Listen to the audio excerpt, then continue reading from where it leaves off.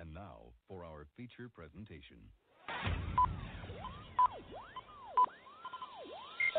Ladies and gentlemen, may I have your attention, please?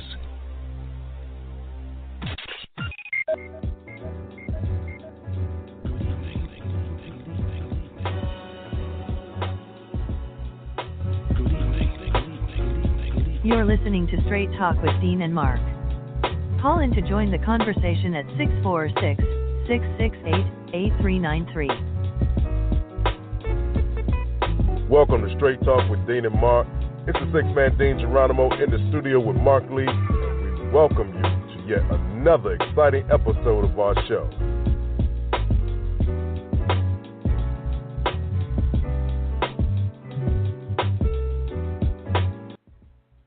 Welcome back. We're back from our commercial break, and it's already June. You know, it's the six-man Dean Geronimo, as always. Just like before the break, from NJ to NC, I'm in the studio with my man Mark Lee. So, Mark, tell me what's good in your neck of the woods, my brother. Hey, things have been incredibly busy here in Durham, North Carolina. We've had all kinds of things going on. Maybe some people would say we just have too much stuff going on in the Bull City. I was talking to a buddy of mine, and he was like, good grief, I can't do it all. I was like, hey, that's the way it is sometimes in the summer.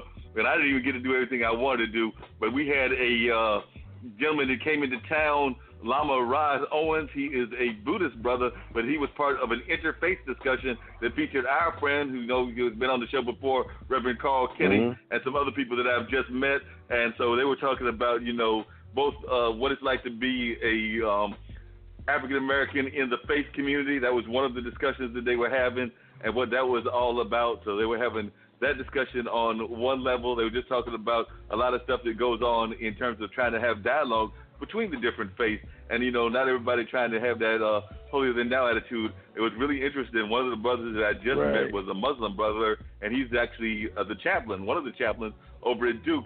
And he was talking about the conversation he had with the Catholic sister. And the Catholic sister was basically, I guess having some conflicts with her faith and just wanted to get, find out what her place was in the Catholic Church. Now, there had been some brothers and some people that might have taken that as an opportunity to, weave them back into their faith. But that's not what he thought his job was. And I could actually understand what he was saying. He was like, my job was to try to help her understand how she could work her faith and not necessarily try to convert her to Islam or things of that nature. So, that was really interesting that he was understanding that as a chaplain, and even though he may be of the Muslim background, he's got people that he's working with that are not of the Muslim background. They might be Hindu, they might be Christian, they might be, there might even be some stuff that we don't even know about, like Druids and stuff like that. But his job is to actually talk to them and understand where they are in their life, not necessarily try to bring them into his fold. So I thought that was a really interesting thing that he said. Another thing that he said that I was just really, it was another gentleman, I think he might have been a past Christian minister, but he said it was really interesting was he said, I actually was the one that asked him, I was like, well, how are folks going to bring the youth into the fold with ministry and things of that nature? And his answer was very blunt but very direct. He was like, basically stop lying to them, which meant that if you're going to talk to them about these kind of things, at least talk to them on their level. Don't be trying to, talk to them on some level that they don't understand. So if you're going to talk to them and they're coming out of the 90s and the 2000s, relate to them in their terms. Don't try to bring to them some stuff that they don't necessarily understand. So when he said that, I was like, hey, you got a point there. We got to stop lying to these youth.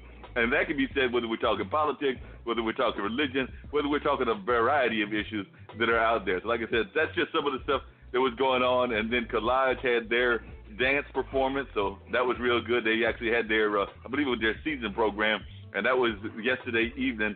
The discussion was actually on Saturday evening. It was part of a large conference and everything. And then I've just actually picked up my T-shirt because I was supposed to be trying to help lobby because, part of what they do with this thing called the Beaver Pageant, that it's a fundraiser for an environmental group, is they try to get out there and they have judges and they have different people, usually women that are dressing in as the animal, the beaver, but they're dressing in all kinds of different styles. So this year they had one that I think was like a naughty young lady, a teenager. They had another one that was Grace Stick, so, she was kind of like bringing that whole Jefferson and the rock kind of element to it. They had another one that was claiming to be from Antarctica. But then one of the things you're supposed to do is you're supposed to try to bribe the judges so the joke contestant wins. I was representing Molly, who works for the Carolina Theater, and sent out a couple of Facebooks about that and everything. But at the end of the day, I got stuck at work, and didn't make it to either that or Bembe because, that thing called work gets in the way sometimes. So I just have to roll with the money sometimes, and you got to roll with the money. You know how that is. Yeah, you got to go with the money. If you don't go with the money, then, as they said, cash rules everything around us. And we don't want to be stuck in a situation where we don't have it, And speaking of cash rule and everything, I got a question for you, Dean, and I'm waiting for our callers because I have talked to a couple of guests and hoping they'll be calling us on this particular evening. But I got a question for you. Here in North Carolina, we had a winner out of Holly Springs, North Carolina. They won one of them Powerballs, and I'm looking it up right now, but I want to say that this particular gentleman won $350 million.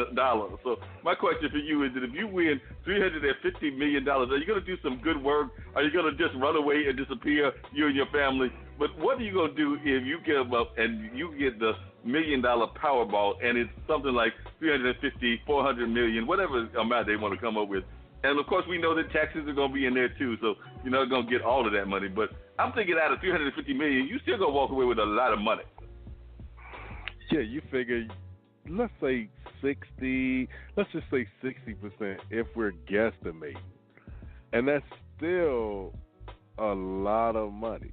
You know what I mean? Like, 10% is what, 35 million? Something like that? I don't know. Something like that. But you figure, what, 60%? I'm going to try to calculate that. And just to see, because they're going to tax the hell out you, They're not going to let you keep all of that. So $350 million, let's say 65%. That's about $227,500,000. So with $227,500,000, I would personally go everywhere where I have a debt and pay it right there and get my receipt. And a couple of them I'll tell what I actually think of them while I'm paying it. And then, man, after that, you know what? I'm going to disappear for a while because I'm going to get on those cruises and go to all those places I want to go. You're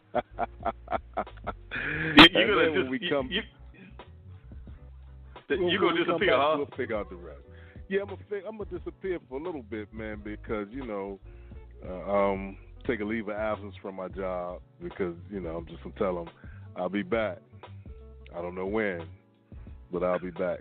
Now, I'm not gonna let anybody know. I'm gonna be like, "Where's Waldo, man?" I might call you. I might be in North Carolina. I might be in Cuba. I might be in I'm not going to the Dominican Republic right now because they got some things going on over there. But, go back to Belize and check out some more Caribbean islands, Antigua, Trinidad, Tobago, and all those places, man. Why? Because I can. You know what I mean? And just see some more of the world and then come back and figure out what it is that I want to do, even if it's just sit at home and watch TV, update the house, and put a big old movie room in it and just, relax back there. You know what I mean? So I really couldn't say. A lot of people say what they would do, but I know for sure I would pay these bills. And a couple of folks, when I pay those bills, I might get put out. See, I was going to talk to you about those bills because I just got a bill today or last week that I was not expecting. I've been, like we talked about before, because April was only not that long ago, and that's tax time and all of that stuff. So I got a nice little letter from the North Carolina Department of Revenue, basically like, we're sorry, there have been miscalculations. You owe us money. And I'm sitting there going like, oh great, y'all got miscalculations, so now I owe y'all money. So I'm gonna do like you said. Whether I do it in an installment or whether I do it one time, I'm gonna go ahead and knock it on out and just have them be done with it because I don't feel like having them breathing down my back. Right, and some people say, well, when you owe the government, they don't want to hear nothing. But hey, if you call to set up a payment plan and not one of those, I'll pay you this amount of money that's outside of your budget, but I mean, at least you're trying to make an effort to pay, because there's some people who say, you know what, catch me if you can, but then they come in, put liens and all the other stuff, man. Nobody has time for that. You're absolutely right about that. Now, this is what they said, and this was as recently as June 2nd. So the winner apparently has not come forward, at least not as of a couple of days ago. But it says the winning number in Saturday's drawings were 6, 15, 34, 45, and 52, with a Powerball number of 8. The jackpot can be taken in. So here's to figure out how close you were to your calculation. The jackpot can be taken in a $222.3 million in a lump sum, or received in installments over 29 years. Taxes are taken out in both methods, and the actual amount was $344.6 million. So I said 350. So wasn't that?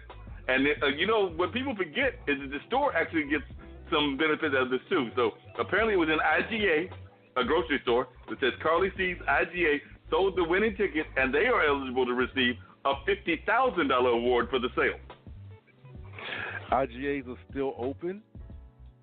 There are a few IGAs out there in the world. Wow, I remember those.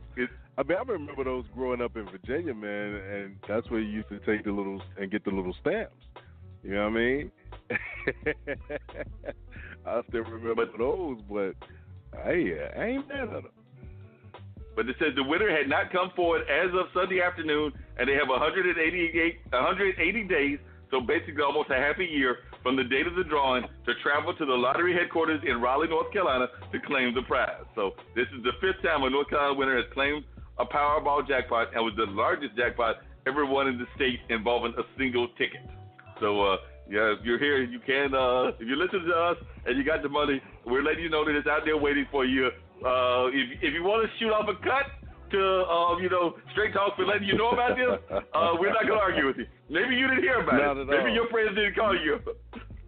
Right. Make sure you go before day 181, please.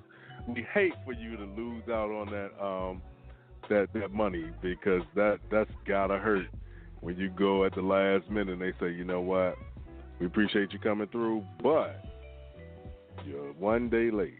You know what I mean? We gave you a deadline. You did not make the deadline, so we're sorry. We gave that money to other people, or we put it back in the kitty. So we're just sorry. We put it back in the kitty, right?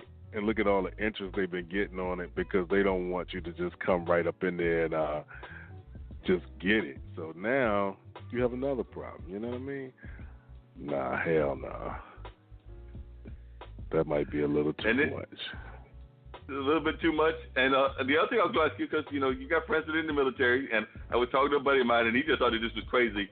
So we had to move our whole ship because of somebody's name on it. You know what, man? I'm going to shut up. What a punk move, man. I'm like sick of this dude, man. What the? It said the U.S. Navy fleet directly received a request from the White House military office to keep the U.S. John McCain from view during President Donald Trump's visit to Japan last week, acting Defense Secretary Patrick Shanahan said on Sunday. So he actually said that, yes, they had made that request, and basically, we're going to move a whole ship because, he doesn't like McCain, even though McCain probably did a whole lot more for the world than he ever even dreamed about doing. And McCain was a Republican. I'm a Democrat, so I'm not saying I was a up and down McCain person, but I know that he was a lot better than some of these other fools that have come out of that party. You know what? I might have told him to sit your ass down somewhere. Nobody really trying to hear that shit. You know what I mean? Like, stop, man. You making yourself look like a real bitch right now. And I'm just being honest. Like, come on, Doc. Nobody really trying to hear all that. Soft ass bastard. You know what I mean? Like, punk. Just a punk, man. Always crying. Sit your ass down, man. Constantly crying. He is constantly crying. We don't know what he be. It's like, stop being a bitch, man. You know what I mean? Like, just stop. It's not becoming of you. You're making yourself look like a real punk. No, he's making himself look like a baby, which is why the folks over there in London have put out, not once, but for the second time, a baby blimp. Yeah, like, stop being soft.